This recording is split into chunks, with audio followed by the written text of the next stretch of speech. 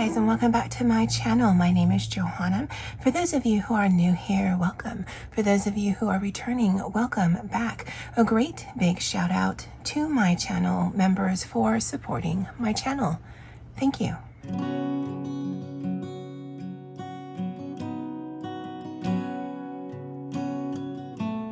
All right, so in this video, I wanted to talk about my tarot journal journey.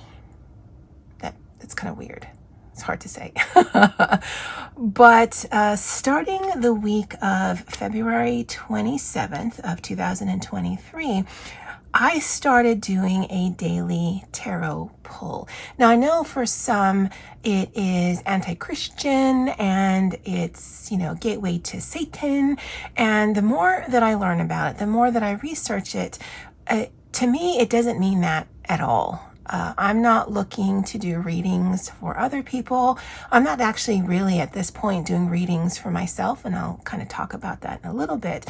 But it's a way for me to do at least once a day daily reflection. And so it does have a negative connotation. In fact, before I started doing my own research, as well as the lovely series that Candace over at Happy Catastrophe is doing, I didn't actually realize that it really was just a card game that has turned into so much more. The tarot deck is a 78 card deck that is established on the Rider-Waite method. And so any tarot deck you generally purchase will have at least the 78 cards, although I've seen a few that actually has like an additional wild card. I kind of jumped in, bought my own deck. Actually, I have 3 now. And I didn't realize that for those who are heavily into tarot, there are processes that you could follow. I mean, just like anything, the journey is your own. So what you do, what you don't, what you follow, what you don't, that's entirely up to you. But after I had started researching on my own and watching YouTube videos, I realized that someone was supposed to gift you a tarot deck. Okay, well, that didn't happen any of the times that I bought them. You're supposed to cleanse them. I don't do any of that. I don't equate this to any sort of new age spiritual journey or anything that is rooted in witchcraft, whether it's pagan or naturalistic, whether it's satanic, because there's a whole bunch of different types of witchcraft, again, if you're doing your research. And I don't want to sort of deify any of those things, new age spirituality or witchcraft or Wiccan or any of those things. It's not what I'm using this for.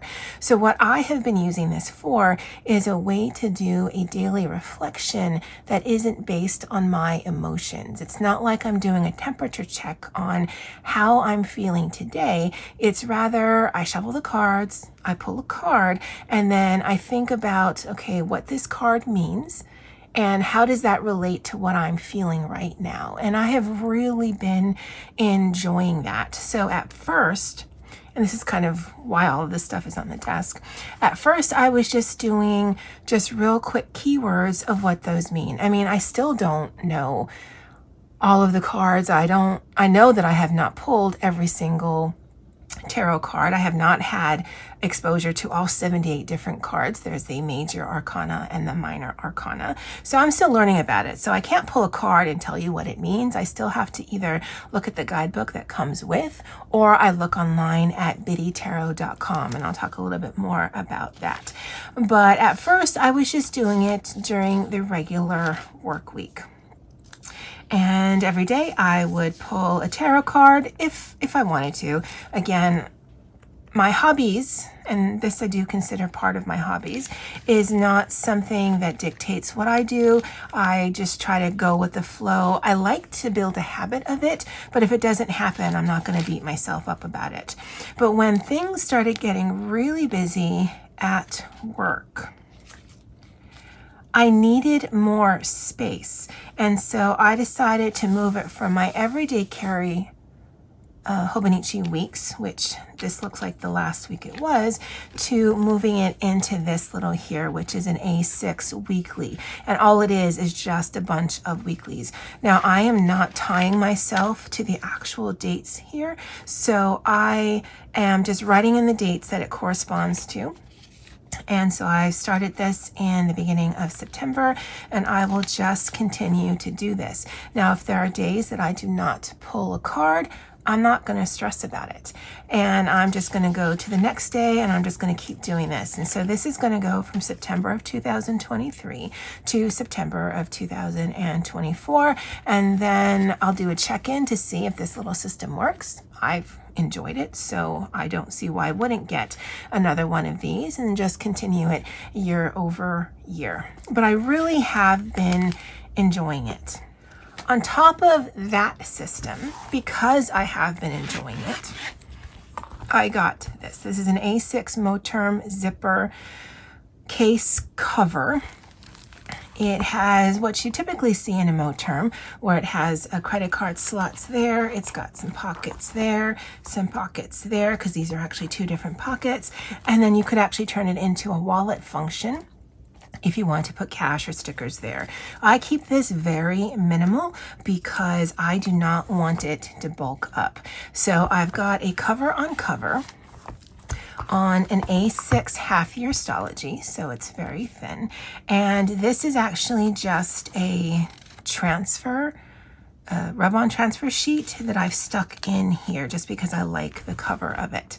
And then on the inside, I've got some prompts when I'm shuffling the cards to think of, although to be honest, I usually just think of one or two things. Either what is the lesson for today, or what is the thought for the day. Again, I'm not getting too deep into this because I'm still learning about the cards.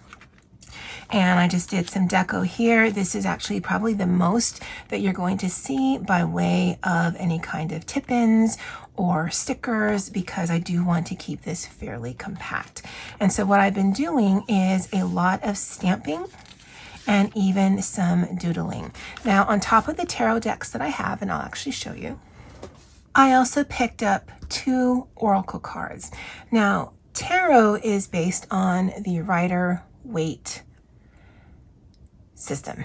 Now, they're not the ones who created this game, and it really truly was a game at the point of inception, but they are the ones, I think, who kind of just standardize what the cards mean. And so I have this anime tarot one. You guys know, if you've been following me, I do like anime. And so this deck is full of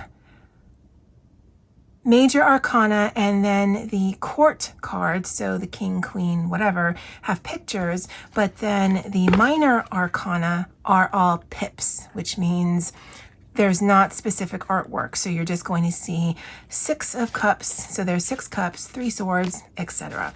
I really like this deck, but it's kind of hard to shuffle. It's very thick. And the cards are thick. It will last quite a bit of time, but it's very thick. It also comes with a guidebook, which I use, although I've been really leaning towards doing the guidebook here as well as biddytarot.com to get additional insight on what the cards mean, just because the cards are standardized by way of the 78 cards, but the interpretations that either the guidebooks or individuals use is based on their interpretation of those particular guides. I don't know if that makes any sense. I'm a novice, so please don't take this as gospel. But I've found using those 2 systems, because I just jump on my phone and just read, because there's just a lot more space for the Biddy to go ahead and give more information. And I really like that. The other tarot deck that I have here at home is this one right here. It's the Dark Mansion Tarot. I don't know if you can see that. The glare is probably bad.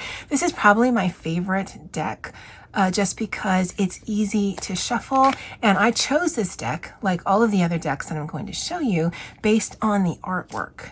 The traditional Rider-Waite artwork, I am not a fan of. I like the pretty stuff. I don't have tarot decks that are based on seasons or months or moods. It's whether or not, do I want an easy shuffle or do I want a slightly harder shuffle? Honestly, that's how far the thought process goes. With oracle decks, this is based on the feelings or the emotions or the affirmations of the artist. So you can have oracle decks that have 30 cards. You can have oracle decks that are like 100 and something cards. These are the two that I have. At one point I was going to have one at work and one at home, but I actually like having these here. And what this is, it sort of supplements for me the tarot daily pull, because a lot of these are very thought-provoking or positive in nature. Again, I'm not trying to predict the future. I'm not trying to manifest anything. I'm really just trying to think about how I'm feeling based on a prompt. And that's how I see this. This is a prompt to me. And so if you were to do a daily journal prompt, you know, you jump online. To me, this is the equivalent of, or if you opened your Bible or your religious text and you just randomly chose a phrase or a sentence, and then you wanted to think about that, this is how I'm using this system. I really like both of these oracle cards. Now, I didn't know, again, because I'm not really approaching this from a witchcraft type of mentality, but I didn't know this is like the autumn season, like the fall season. Based on the colors and whatever, it makes sense, but I really liked the artwork. And these are really easy to shuffle. Now, I don't do this daily. I don't pull an oracle card daily, but I've found that on the weekends when I just want to get a little bit of self-reflection in, I will do a daily tarot pull, and I'll put that in that green book that I showed you a little earlier, and then I might pull one or one of each from both of these. This one right here, the Citadel, is sort of like Dungeons and Dragons inspired by way of Game of Thrones and Lord of the Rings. Again, you just shuffle, you pull a card, and then it gives you a meaning of what these things mean. And again, like I said, it's generally either very thought-provoking or it's mostly positive in nature. And I say mostly because you can go into, if the card is reversed, some of them makes you think about things you may not want to be thinking about. Like the very first card that I pulled from here, it actually fell on the floor, was the Runaway card, which was this card right here. And basically it says you run away from your problems. And yes, I absolutely do. That's why my hobbies are very escapist in nature, because I want to disconnect from my anxiety and my stress and my feelings and my emotions. And so I do things that just kind of take me out of that. And it makes me think about how my brain works and why I feel some of the things that I do. And then it kind of just stays at that. Now, I know that was a weird phrase, but what I mean by that is, let me just move this. When I am pulling a daily card, all of this text is based on what either the online version or the guidebook says, and maybe a little bit of reflection. But this is not for me to reflect real time. While I'm pulling the card and shuffling, I'm thinking about the thought, you know, what do I need? What is my lesson? What is the thought? And then I'll pretty much just write down what the explanation of that card means. While I'm writing the explanation, I'm thinking about, well, how does this apply to me? But I actually don't write the answer to that. That's not what this is for. I don't know that this will ever be for that, because I feel like I always have an emotional response to things, and because my emotions seem to be right there at the edge of all the things, I don't want to write down what my thoughts were at the time. I just really want to do a little bit of self-reflection and then just leave it. It's done. I've thought about it. It actually has helped me change some of my points of views on things, and then just move on. And it's something that's in the past, and we leave it at there. And so sometimes I'll pull multiple cards. Sometimes I'll just pull one and do a little bit of journaling. sometimes if I'm feeling some kind of way, the question I'm asking will reflect that. And then I'll think about the card that I pull, and it helps me kind of get it out of my system. And I have found this to be very, very interesting. And I like it because I'm journaling, but I'm not putting my feelings on paper. I've learned in the past that actually doesn't help me, especially if I'm feeling anxiety, or if I'm feeling stressed, or I'm feeling angry, or feeling sad. Writing it down just makes it even stickier in my head. And I actually kind of want to get it out of my head. And this has been the perfect system for me, where I'm thinking about what the card means and how it reflects and means to me, but I'm just writing down the meaning of the card. I'm not writing down what I'm thinking at the time. So if I were to read this right now, then I could actually, okay, well, what does this mean to me right now versus when I pulled it at the time? And I don't know if that makes any sense. And to be honest, to me, there is no right or wrong in this. If this is helping me with my self-reflection, but other people use it another way, I mean, basically, these are just tools. And I have found this to be very helpful, especially because I am a very emotional person. Having the ability to reflect on something, like I said, that isn't emotion-driven. Like if I'm feeling sad, I don't want to think about why I'm feeling sad. I want to pull a card, if that's what I'm feeling like that day, or read something or whatever, escape if that's what I need to do. And then think about, well, how does that card correspond to what I'm feeling? And it kind of pulls me away from it a little bit, so that I can try to look at something a little bit more rationally than just be stuck in the emotions all at the time.